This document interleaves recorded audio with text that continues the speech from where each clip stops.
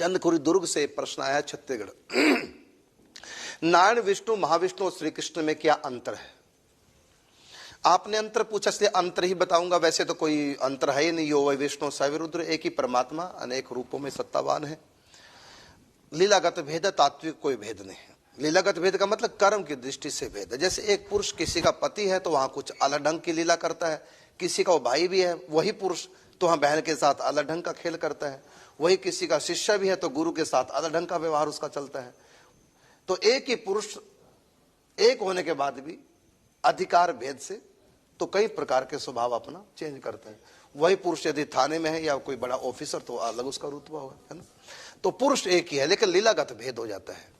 इसी प्रकार वही परमात्मा जो श्री कृष्ण है, वही विष्णु है, वही महाविष्णु है, वही नारायण है, कोई अंतर नहीं।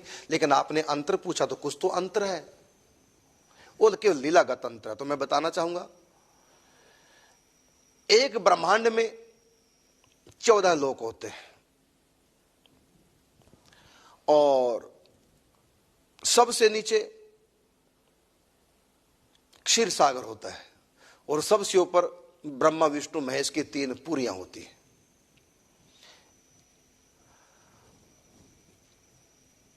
तो जो ऊपर वैकुंठ है, ब्रह्मांड के अंदर, माया के अंदर, काल के अंदर, इसी ब्रह्मांड के अंदर ऊपर की तरफ सबसे ऊपर छोर पर वो विष्णु भगवान कहलाते हैं। और इसी ब्रह्मांड में सबसे नीचे के छोर पर जो क्षीर सागर है, वहां जो नारायण शेष सैया पर विराजमान हो, भगवान नारायण कहलाते हैं। और अब रही बात महाविष्णु की, तो एक ब्रह्मांड नहीं, अनंत अनंत ब्रह्मांड है। ये सारे ब्रह्मांडों का जो आधार वो महाविष्णु है। वो ब्रह्मांडों के अंदर नहीं, नारायण और विष्णु ब्रह्मांड के अंदर है, लेकिन महाविष्णु माया के अंतर्गत तो है लेकिन ब्रह्मांडों से बाहर है। अनंत अनंत ब्रह्मांड, पृथ्वी के धूल कणों की शायद कोई गणना कर ले, लेकिन ब्रह्मांडों को कोई गिन नहीं सकता, इतने ब्रह्मांड है। इसलिए भगवान श्री कृष्ण का नाम अनंत कोटि ब्रह्मांड नायक। तो ब्रह्मांड के अंदर सबसे नीचे नारायण है, ब्रह्मांड के अंदर सबसे ऊपर विष्णु है, ब्रह्मांड के अंदर। लेकिन अनंत अनंत ब्रह्मांड को जो प्रकट करता है और जिनमें विलय को प्राप्त होते हैं वो महाविष्णु कहलाते हैं, जिनके बारे में कहा रोम रोम प्रति लागहि कोटि कोटि ब्रह्मांड। विष्णु तो अनंत अनंत है, जितने ब्रह्मांड उतनी ब्रह्मा विष्णु में से उतने ही नारायण है। हर ब्रह्मांड में अलग अलग ब्रह्मा विष्णु में, हर ब्रह्मांड का अलग अलग क्षीर सागर है, हर ब्रह्मांड का सूर्य अलग अलग है, हर ब्रह्मांड की पृथ्वी सौर मंडल अलग है, हर ब्रह्मांड का स्वर्ग इंद्र आदि अलग अलग है, हर ब्रह्मांड में ब्रह्मा विष्णु में भी अलग अलग है।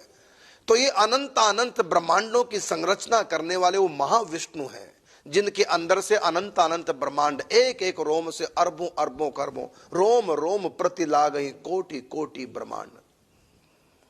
ब्रह्मांड निकाया निर्मित माया, रोम रोम प्रति वेद कहे, है ना। तो वो महाविष्णु है। अब रही बात श्री कृष्ण की, तो मैं कहना चाहूंगा कि ब्रह्मांड के अंदर नारायण और विष्णु हैं, ब्रह्मांड से बाहर लेकिन माया के अंतर्गत, क्योंकि अनंत अनंत ब्रह्मांड माया और काल की सीमा के अंदर है। तो वो जो महाविष्णु है ब्रह्मांडों के अंदर नहीं है बल्कि उनके अंदर ब्रह्मांड है कह लीजिए, और प्रकट होते हैं फिर अंदर समा जाते हैं, वो महाविष्णु। लेकिन वो महाविष्णु भी काल की सीमा के अंतर्गत है, माया के अंतर्गत है महाविष्णु। लाएंगे वो नक्शा। और इन ब्रह्मांडों से काल की सीमा जहां समाप्त हो जाती है, उसके ऊपर जो सत सृष्टि है, और सत सृष्टि में भी प्रेम भाव के अनुसार लीलागत अनेक भेद हैं, अनेक परमात्मा के अवतार, अनंत अनंत अवतार हैं। उन सब से ऊपर राधा कृष्ण है गोलोक धाम में, और उस गोलोक धाम से भी आगे एक लोक और है, सबसे पर गोलोक है, ताते पर बनराज। बनराज का मतलब वृंदावन, जो हमारी निम्बारक उपासना है, वृंदावन की उपासना, जिसको रसोपासना है, निकुंज उपासना भी जिसको कहा गया, जो हम लोग करते हैं वो निकुंज वृंदावन धाम की उपासना। अब आप देखिए, क्लोजअप कर रहे थोड़ा सा। ये ब्रह्मांड एक, ब्रह्मांड के ठीक बीच में सौरमंडल, यहां लिखा भी आप यहां हैं, हम लोग यहां हैं, ये पृथ्वी ब्रह्मांड है। इसके ऊपर 7 लोक है, ऊपर ब्रह्मा, सबसे ऊपर इधर विष्णु, इधर शंकर जी, और भगवती दुर्गा, महासरस्वती, महालक्ष्मी, महाकाली के रूप में निवास करती है इनके पास, तीन शक्तियां। और नीचे 7 प्रकार के पताल, और सबसे नीचे क्षीर सागर है, जिस सागर में विष्णु नारायण भगवान लेटे हैं शेषशैया पर। इस प्रकार ये पूरा ब्रह्मांड है, और ये ब्रह्मांड 7 आवरणों से घिरा हुआ है, जैसे अंडे के बीच में बच्चा रहता है, ये सारी काल के अंदर। तो ये तो एक ब्रह्मांड, ऐसे ऐसे ये गोल गोल जो आप देख रहे हैं, ये सब ब्रह्मांड हैं नीचे। हर ब्रह्मांड इसी प्रकार, एक ब्रह्मांड जैसा वैसा हर ब्रह्मांड है। और हर ब्रह्मांड को, कई लोग कहते हैं पृथ्वी को शेष नाग ने धारण करके, शेष नाग ने पृथ्वी को नहीं, पृथ्वी तो ये है, पूरे ब्रह्मांड को, ब्रह्मांड से बाहर ये शेष नाग आप देख रहे हैं।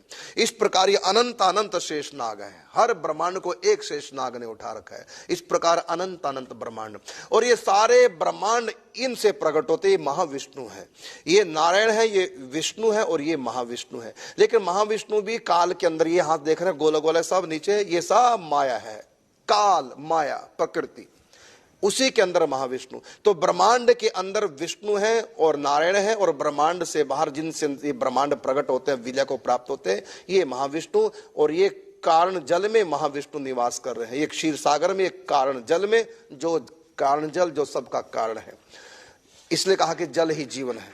तो एक कारण जल है, इसमें ये महाविष्णु निवास करते हैं। तो अब आप देखिए, महाविष्णु काल के अंतर्गत, आपने 3 पूछा, अब आपने पूछा कृष्ण, तो इससे ऊपर फिर कैलाश, महाकैलाश, सदाशिव, यहां शिव है, यहां सदाशिव है। शिव तो अनंत अनंत ब्रह्मांड में अनंत अनंत शिव है, लेकिन सदाशिव एक है, ये है।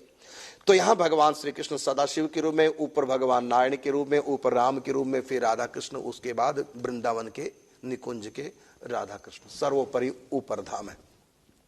तो यही परमात्मा प्रेम के तारतम्य से ऐश्वर्य इनमें नीचे आएंगे, ऐश्वर्य बढ़ता जाएगा, माधुर्य कम होता चला जाएगा। शुद्ध ऊपर प्रेम है, सबसे ऊंची प्रेम सगाई।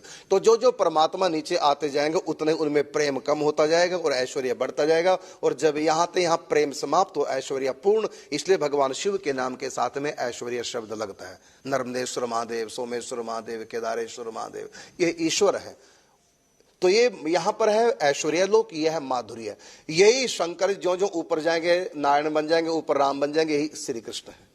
और वही श्री कृष्ण जब नीचे आएंगे तो राम बन जाएंगे, तो नारायण बन जाएंगे, यही भगवान शिव बन जाएंगे। एक ही परमात्मा के प्रेम के और ऐश्वर्य के तारतम्य से, माधुर्य और ऐश्वर्य के अनुपात से ये रूप बदलते रहते हैं। तो शुद्ध प्रेम का रूप श्री कृष्ण का है, और श्री कृष्ण में भी थोड़ा सा ऐश्वर्य का मिश्रण है गोलोक धाम में, लेकिन दिव्य वृंदावन धाम जहां की निम्बार्क उपासना है, वहां पर ऐश्वर्य का मिश्रण बिल्कुल भी नहीं, शुद्ध माधुर्य, शुद्ध प्रेम। इसलिए कहा love is God and God is love. तो वो प्रेम रूप परमात्मा निकुंज धाम में है, वहां के प्रेम की लीलाएं होती है। और बाकी रहा काल और माया, इससे ऊपर तो काल और माया है नहीं, ये सब सत सृष्टि है और ये असत सृष्टि है। ये माया की काल के द्वारा प्रेरित सृष्टि है, और ये महाकाल अर्थात परमात्मा के द्वारा सृष्टि। यहां सब माया बनती है, यहां सब भगवान स्वयं बनते हैं। यहां जो भी कुछ है सब माया के द्वारा निर्मित है, और सब महाप्रलय में समाप्त हो जाने वाला। लेकिन यहां कभी प्रलय नहीं आती, क्योंकि यहां टाइम का प्रवेश नहीं, काल समय टाइम का यहां प्रवेश नहीं है। इस धाम को माधुर्य धाम बोलते हैं। माधुर्य ऐश्वर्य दोनों है, बस नीचे ऐश्वर्य से शुरू होता धाम, जो जो ऊपर जाएंगे ऊपर माधुर्य बढ़ता जाएगा, ऐश्वर्य कम, फिर ऊपर जाके ऐश्वर्य 0 हो जाएगा, माधुर्य आ जाएगा। और इस धाम के सबसे नीचे ऐश्वर्य माधुर्य 0 हो जाता है, ऐश्वर्य रहते हैं। एक ही परम सत्ता का, इसलिए वो प्रेम की लीला करने के लिए अनेक रूप धारण करते हैं। इस धाम में जैसे इस धाम में यही शक्तियां दिव्य अवतार लेके आती हैं, काम करके स्थापना करके कुछ समझा के जीवों को फिर वापस अपने धाम में चली जाती है। लेकिन ये जो 3 रूप आप देख रहे हैं, ब्रह्मा विष्णु महेश नारायण और ये महाविष्णु, ये जब तक महाप्रलय प्रकृति प्रलय नहीं आएगी तब तक ये रूप यही रहेंगे, और अवतार होकर काम करके वापस चले जाते हैं। लेकिन ये जो अवतार हैं भगवान के 5 अवतार हैं, जिसको पंच परमेश्वर कहते हैं, ब्रह्मा विष्णु महेश दुर्गा और गणेश। लेकिन अब की बार ब्रह्मा के स्थान पर सूर्य भगवान है, वो परम सत्ता सूर्य के रूप में यहाँ आई इस कल्प में। तो ये एक बार सृष्टि नहीं रचेगी, अनंत अनंत बार सृष्टि रची जाती है। हर बार सृष्टि में कुछ ना कुछ परिवर्तन होता रहता है। कभी दुर्गा के द्वारा सृष्टि रची जाती है किसी कल्प में, अभी अनेक सृष्टियां, इसमें कोई सृष्टि दुर्गा के द्वारा रची गई, कोई सृष्टि विष्णु के द्वारा, तो कोई गणेश जी के द्वारा, तो कोई सूर्य के द्वारा, तो कोई श्री कृष्ण के द्वारा। यही पुराणों में अंतर है, इसी का नाम है कल्प भेद।